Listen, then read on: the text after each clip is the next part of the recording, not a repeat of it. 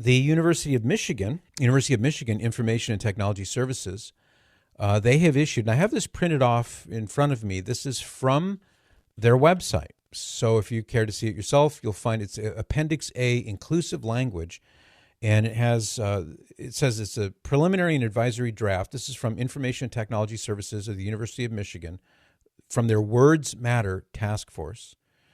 They say this list is not exhaustive and will continue to grow, but it's a rather long list to begin with. So let me tell you, Cyrus, please pay close attention here. Turn the foot massager off for a minute, okay? Focus. So the terms that you might use, and I'll go through the terms that you might use and what the alternative term is that they want you to use. This was updated as of about 3 weeks ago. So men or man, they want you to say people, person, or a wholly different word. So don't say man hours. You want to say person hours. Blacklist or whitelist. So if you're going to whitelist somebody, if you're going to blacklist somebody, that should be changed to allowed, prohibited, include, exclude, allow, list, deny list. So you won't be whitelisted. You'll be allowed listed. Black and white thinking. They want you to say binary thinking or all or nothing thinking. Brown bag. So if you're going to brown bag for lunch, you can't say that now at the University of Michigan. They want you to say lunch and learn. They want you to lunch and learn. Crack the whip. You can't say that now. You have to say manage the effort closely. Crazy or insane. You can't say that. You have to say outrageous, unthinkable, nonsensical, incomprehensible, ridiculous, egregious, and irrational, which are all great words to describe this stupid inclusive language appendix. You can't say crippled. You can say weakened or deteriorated instead. Can't say disabled. When you're referring to a system, you have to refer to it as deactivated or broken. I guess you can say it if you're referring to a person, which doesn't make any sense to me. If it's bad to say disabled in some contexts, why not in others? They don't make that clear. Can't say dummy, placeholder, or sample. So, this is a dummy copy. The crash test dummies are going to have to change their name. So from the crash test dummies to crash test placeholders, I guess. I'm trying not to laugh, Cyrus. I'm trying not to. What else? Gender neutral, he or she. You can now no longer say he or she. You have to say they and or refer to the person by name. Nothing can be grandfathered in. It now has to be legacy status. Legacies in, exempted, or excused. You can't say gypped. It's defrauded, swindled, cheated, or ripped off. Can't say handicapped. You have to say restricted. So what's your golf handicap? What's your golf restriction, Cyrus? This is so... Isn't it ridiculous? I can't believe this is real. This is from the University of Michigan. This is like academia talking. Is it? Please forgive me if I'm wrong. Is this also what's going on? Like Pelosi is trying to push something? Yes. Okay. We have some info on that as well. Gosh.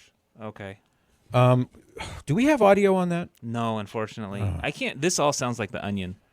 I know, but it's real. So the House rules, let me finish this list. It's just too tempting to, I can't resist it. So you can't say girl or gal, boy or guy. You have to say person or the person's name. You can't say hi guys. You have to say hi folks or hi everyone. You definitely can't say honey, sweetheart, or sweetie. You have to use the person's name. Long time no see. Can't say that. It's been a while. I haven't seen you. Why? Cyrus, you tell me, what is wrong with long time no see? I don't know. It'd be such a stretch. It's not even worth bringing up. I know. It makes no sense to me. Long time no see. Now you have to say it's been a while or I haven't seen you in ages. Low man on the totem pole. You can't say that because obviously that's, I guess, derogatory toward indigenous peoples. So you have to say last in the pecking order, the bottom of the heap. Can't say native. It has to be built in or innate. You can't say picnic because that's racist, or so they say. You have to say gathering. What? Picnic? Yeah. They think it's racist. Okay. I've got a little detail on that, Cyrus. It's interesting that you asked. This is from Reuters. They're definitely not right wing. And Reuters, about as mainstream as it gets, they actually published an article, fact-checked, the word picnic does not originate from racist lynchings.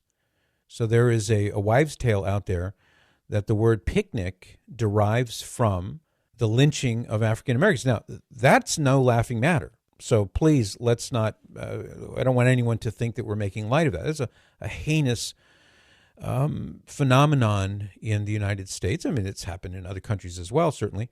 But the lynching of black people is as heinous as it gets, and we should condemn it and all of the above. So please don't misunderstand the point that I'm making here. But some people say, and Reuters goes out of its way to debunk this, that that word picnic was the word that was used to describe the quote-unquote festive events attended by racist whites in their effort to lynch black people.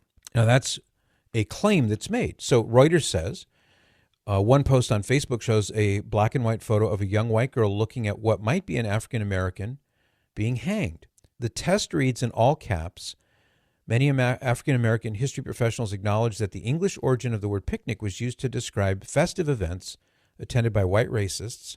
Unaware, black men were released from jail and told to run off only to be caught by mobs of white men who would lynch them in front of cheering crowds, often including children.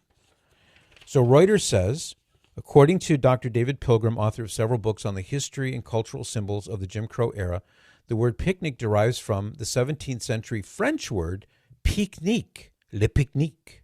It's a term used to describe a social gathering in which attendees each contributed with a portion of food or another useful item. Pilgrim wrote that a 1692 edition of the Origins of the French Language include the word picnic, pique-nique, N-I-Q-U-E. Since the derivative word picnic did not appear in the English language until around 1800, this suggests it did not originate in the U.S. However, it goes into the question about the lynchings and terrible things that took place, and they refer to some descriptions of this as having a picnic-like atmosphere, but they point out the word picnic does not originate from these racist events. It has nothing to do with them. So their verdict is that the word picnic does not originate from the lynchings of African Americans, which is good. I'm glad to hear that. But somebody didn't get the memo at the University of Michigan because the word picnic is on their list of prohibited terms. Now, how about this, Cyrus? Remember when it was all the rage within the last few years for people to say what their preferred pronouns are? He, him, she, her. Remember that? Unfortunately. Yeah. I still see it. I still see it on Twitter. And that to me is a good example. When I see that, my finger hovers over the mute button or the block button. But in any case, you're not allowed to say preferred pronouns anymore. Now you just have to say pronouns. Why can't you say preferred pronouns? And I think I know the answer to that question, because then that suggests that your gender identity choice is a matter of preference. It's a matter of your own personal preference, for lack of a better word. But in fact, they don't want to reinforce that idea. Rather, they would have you say that this is your pronoun because it is what it is, what it is. It's not a matter of your personal preference. A couple more, and then we're done with this, Cyrus. I know it's like a toothache. Privileged account, you can't say that. You have an elevated account. Now, I don't know how that plays in with white privilege. I know. I feel the same way.